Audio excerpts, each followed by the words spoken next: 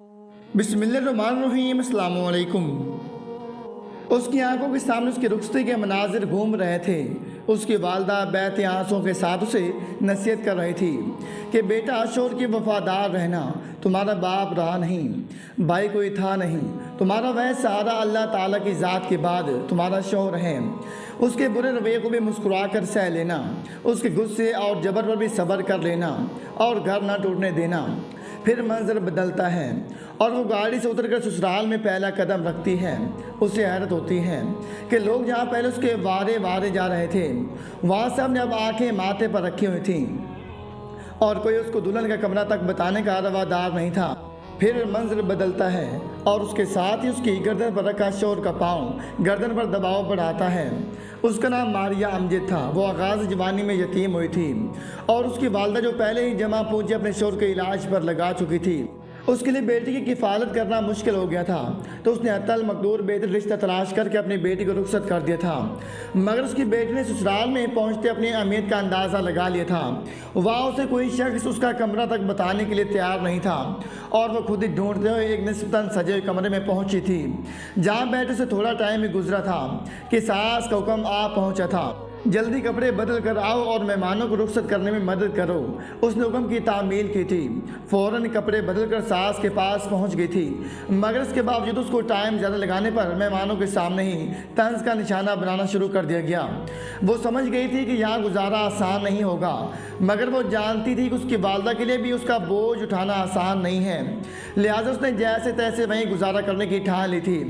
मेहमानों को रुखसत करने के बाद उसे एक स्टोर कमरे में भेज दिया गया था। कमरे की हालत बता रही थी कि वहाँ पहले घर की मुलाजमाओं की रहायश थी। उसने कमरे में फैला हुआ कचरा संभाला, कमरे को रहने के काबिल बनाया और बैठ कर शोर का इंतज़ार करने लगी। यहाँ तक कि सुबह फजर की अजान हो गई, मगर शोर की आमद ना हुई। वो वज़ू की नीयत से उठी और ढूंढते ढूंढते बाथरूम तक पहुंची। वज़ू करके पलटी, नमाज अदा की और थोड़ी सी तिलावत करके लेट गई। सारे दिन और रात की थकन की वजह से उसकी आंख लग गई। सुबह 8 बजे के करीब उसे झंझोर कर उठाते हुए कहा गया, महारानी साहबा, सब लोग नाश्ते का इंतज़ार कर रहे हैं और तुम यहाँ मज़े के साथ नींद पूरी कर रही हो। अगर तुमने यही लक्षण रखने हैं तो अपनी माँ की गरीब बैठी रहती, यहाँ पर बोझ बनकर क्या करना था। वो सास से मुआफ़ी तलाफ़ी करते उठी थी और सबको नाश्ता करवाने लगी। घर में उसका शौहर, देवर, तलाक याफ्ता नंद और बच्चे, सास ससुर मिलाकर कुल 15 अफराद मुकीम थे, जिनके लिए 2 मुलाजमाओं के अलावा एक खानसा माँ भी रखा गया था और शादी वाले दिन पर उस तीनों को फारिग कर दिया गया था, क्योंकि वो लोग दर हकीकत दुल्हन नहीं एक कुल वक्ती मुलाजमा ला रहे थे, जिसे 3 लोगों का काम अकेले करना था। जब वो ससुराल की उम्मीदों पर पूरा नहीं उतर पा रही थी तो ससुराल वालों ने बहाने से उसकी वालदा को भी पास ही बुला लिया था। एक तो उसकी वालदा को रिहाइश खाना देने का एहसान उन पर चढ़ा दिया था, दूसरा इन दोनों माँ बेटियों को सारा दिन मजदूरों जैसी मुशक्कल लेते थे। वक्त की आजमाइश अब भी बाकी थी। सर्दियों में ठंडे पानी से घर भर के कपड़े और फर्श धोने की वजह से उसकी वालदा को नमूनिया हो गया, जो बिगड़ गया और वो इस दुनिया से चल बसी। वालदा की मौत के वक्त मारिया अमजद 4 माह की उम्मीद से थी। बिना उसकी सेहत का ख्याल रखे उसे अब भी कोहलू के बैल की तरह जूत मारकर रखा जाता था। यहाँ तक कि वालदा की मौत पर भी उसे काम काज से फुर्सत नहीं मिली थी। उसने मुकर्रर वक्त पर एक बच्चे को जन्म दिया था, जो कि एक टांग से माजूर थी। माजूर बच्चे को जन्म देना लावारिस मारिया का जुर्म ठहरा था, क्योंकि उसके ससुराल वालों को वहम हो गया था कि ये हमेशा पैज बच्चों को ही जन्म देगी। लिहाजा उसे जान छुड़वाने का फैसला कर दिया गया था। अब तलाक की सूरत में हक महर की रकम अदा करना पड़ती। लिहाजा मारिया के शौहर ने अपनी वालदा से मशवरे के बाद मारिया को हटाने का सोचा और जिस दिन मारिया अस्पताल से डिस्चार्ज होकर घर आई, उसी रात उसकी गर्दन को पाँव की मदद से दबाकर उसकी जान ले ली गई थी। मारिया के शौहर के पाँव का दबाव उसकी गर्दन पर बढ़ता जा रहा था और उसके सामने उसका माजी घूमता जा रहा था। वो सोच रही थी कि ऐसा अंजाम क्यों। फिर जब उसे मौत यकीनी नज़र आने लगी तो उसने अपनी नामौलूद बच्ची की फ़िक्र हुई, तो उसने आखिरी बार बच्ची को प्यार देने की खातिर हाथ बच्ची की जानिब बढ़ाया, मगर हाथ बच्ची तक पहुंचने से पहले मारिया की गर्दन टूट गई थी। इस दुनिया के अजाब से उसकी जान छूट गई थी। बच्ची को आखिरी बार प्यार देने की हसरत दिल में लिए वो कब्र में जा पहुँची थी और मौत की वजह जिन्नात को किरार देकर किस्सा ख़त्म कर दिया गया था। शहदा जिब्रान के मुंह पर लोहे के वजनी राड मारे गए थे, जबकि सर पर लगने वाली राड से वो बेहोश हो गई थी। हालत बेहोशी में उसकी इज्जत पामाल करने के बाद उसकी गर्दन काट दी गई थी। शहदा जिब्रान मोबाइल फ़ोन पर अपने महबूब से राज और न्याज करने में माहूफ थी कि उसको बूढ़े बाप के ज़मीन पर लाठी टेकने की वजह से टिक टिक करती आवाज़ अपने दरवाजे के करीब आती महसूस हुई थी। तो उसने कॉल बंद कर दी और बड़बड़ाते हुए कहा, पता नहीं कब ये बूढ़ा मरेगा और मेरी जान इसे छूटेगी। जबकि दूसरी जानिब उसका बाप दरवाज़ा खोल कर अंदर दाखिल हुआ, इंतहाई शफ़क़त से उसके सर पर हाथ फेरा और फिर इंतहाई धीमे लहजे में उसे शादी के लिए आमादा करने लगा। शहदा ने भी साफ इनकार कर दिया और धक्के देते हुए अपने बाप को कमरे से निकाल दिया। पिछले 1.5 साल से शहदा जिब्रान को उसका वालिद शादी के लिए आमादा कर रहा था, मगर शहदा थी कि वो दिलावर हुसैन के सिवा किसी और से शादी नहीं करेगी। दूसरी जानब शहदा का बाप साफ अल्फाज में कहता था कि मैं अपने घर से तुम्हारे जनाजे का उठना कबूल कर लूँगा, मगर दिलावर हुसैन के साथ तुम्हारी डोली कभी नहीं निकलेगी। शहदा का बाप जिब्रान जानता था कि दिलावर हुसैन का बाप मंशियात फरोश है। दिलावर खुद आए दिन चोरी डकैती के वारदातों या फिर बाजार हुसन में लड़कियों से जिस्म फरोशी करवाने के जुर्म में गिरफ्तार होता रहता है। दूसरी जानब शहदा दिलावर के इस कदर नीच किरदार से वाकिफ़ होने के बावजूद उस शादी पर बाजिद थी, जबकि शहदा के वालिदैन एक तो जवान और दूसरा अकलौती लाडली बेटी होने की वजह से सख्ती करते हुए भी डरते थे। दिलावर हुसैन चाहता था कि शहदा के वालिदैन किसी भी तरह रास्ते से हट जाएं तो उनका घर भी मुझे मिल जाएगा। इसलिए वो कोर्ट मैरिज करने से कतराता था कि कहीं इस सूरत में घर किसी और को ना मिल जाए। शहदा जिब्रान दिलावर के इरादों से अनजान उसे अपना महबूब और दुनिया से क्या जन्नत का साथी भी मान कर बैठी हुई थी, जबकि हकीकी जन्नत को धक्के देकर अपने कमरे से निकाल कर बाहर कर देती थी। आखिरकार दिलावर के रोकने के बावजूद शहदा जिब्रान ने रातों रात घर छोड़ दिया और दिलावर के पास जा पहुंची थी। शहदा जिब्रान के इस कदम के बाद उसके वालिदैन का बिरादरी में रहना अजीरन हो गया था, तो उन्होंने अपनी सारी जायदाद बेचकर पैसे और ज़िंदगी की बाकी जमा पहुँची भी एक फलाई इदारे को दे दी और ख़ुद भी उसी इदारे में मुंतकिल हो गए। दिलावर हुसैन ने मजबूरन शहदा जिब्रान को अपने पास रख लिया और उसे कोर्ट मैरिज कर ली और शादी का फ़कत 3 माह बाद जब दिलावर हुसैन ने अपनी नफसानी ख्वाहिशात जी भर कर पूरी कर ली तो अपने वालिदैन के कहने पर शहदा से जान छुड़वाने के लिए तैयार हो गया। शहदा जिब्रान को अपनी नींद छुड़ाने का मंसूबा बना लिया गया। मंसूबे के मुताबिक दिलावर हुसैन को पहले दुबई भेज दिया गया ताकि उस पर कोई इल्ज़ाम न आए। दिलावर हुसैन के दुबई चले जाने के बाद जब शहदा अपने सास ससुर के पास अकेली रह गई तो एक दिन उसके सास ससुर शहदा जिब्रान को घर में अकेला छोड़कर किसी रिश्तेदार की तरफ फैसलाबाद रात रुकने का बहाना करके वहाँ से चले गए और एक आदि नशे को मुफ्त मंशियात देने के लालच देकर रातों रात शहदा को ठिकाने लगाने का काम सौंप गए। मंशियात फरोश ने उसी रात घर में घुसकर लोहे की भारी राड से शहदा जिब्रान पर हमला किया। 2 राड शहदा जिब्रान के मुँह पर मारे जिससे उसके जबड़ों में मौजूद दांत टूट कर ज़मीन पर आ गिरे। उसके बाद एक राड उसके सर में मारा जिससे वो बेहोश हो गई। नशे में दो शैतान शिफ्त इंसान ने हालत बेहोशी में पड़ी शहदा को अपने आवाज़ का निशाना बनाया और छुरी की मदद से उसका गला काट कर अलग कर दिया।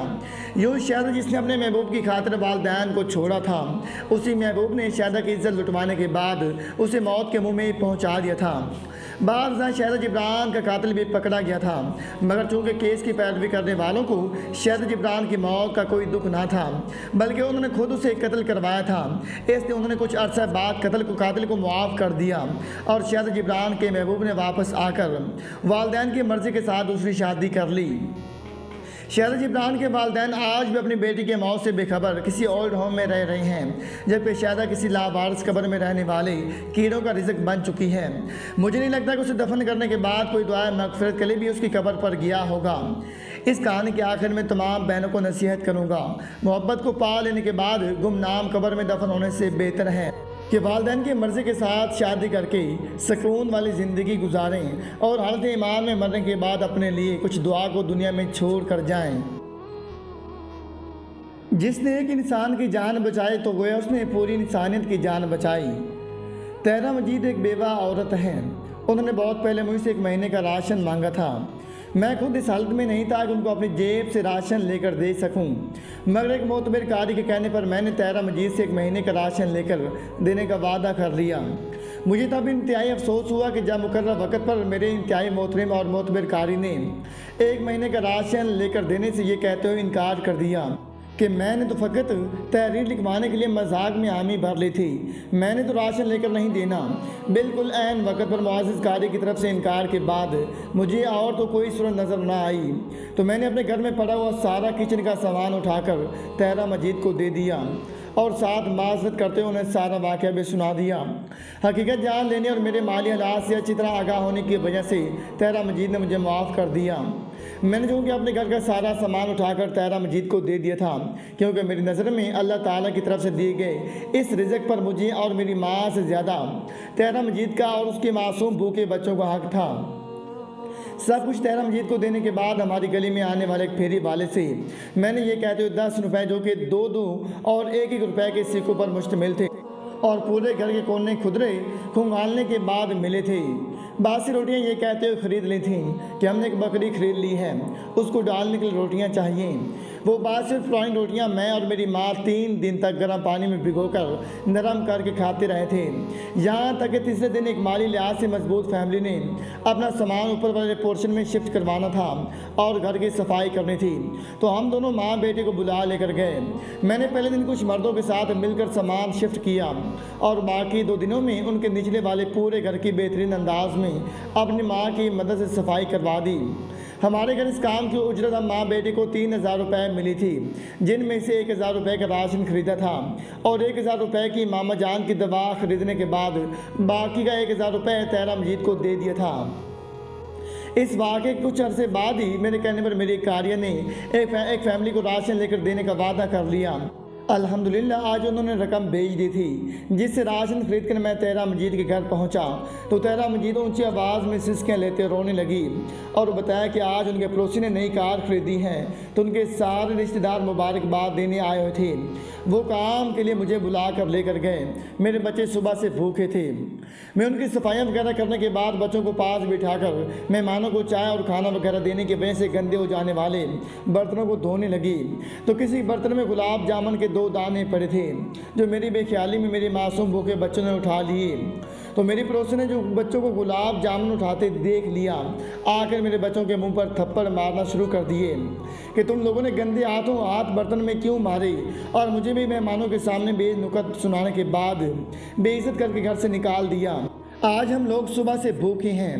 मैं अपने एक दोस्त के घर से ये चूहे मार जहर की गोलियां लेकर आई हूँ और दिल में अहद कर लिया था कि ये गोलियां किसी मीठी चीज़ में मिलाकर बच्चों को खिलाकर उनकी मौत की तस्दीक करने के बाद खुद भी खा लूँगी। मगर शुक्र अल्हम्दुलिल्लाह कि आपने मुझे अल्लाह पाक की बहुत बड़ी नाफरमानी करने से बचा लिया है, क्योंकि अल्लाह ताला रिज़्क़ की वजह से बच्चों को कत्ल करने से मना फरमाता है। तहरा मजीद उठी, मेरे कदमों में बैठना चाहा, मगर मैंने उनको पकड़कर 4 पाए पर बिठा दिया। वो 4 पाए से उठकर गईं, वज़ू किया और शुक्राने के नफल अदा करने के बाद मुझे और मेरे कारीन कराम जिन्होंने तहरा मजीद के बच्चों के रिज़्क़ का बंदोबस्त किया था, उन्हें रोते हुए दुआएं बाआवाज़ बुलंद देने लगीं और अल्लाह ताला से कहने लगीं, या अल्लाह जितने लोग भी मेरी मासूम बच्चों के रिज़्क़ में वसीला बने हैं, तो नितों के हाल बेहतर जानता है। उन्हें मेरे इन मासूम बच्चों को नई ज़िंदगी दी है और मुझे तेरे हुक्म के ख़िलाफ़ जाने से बचाया है।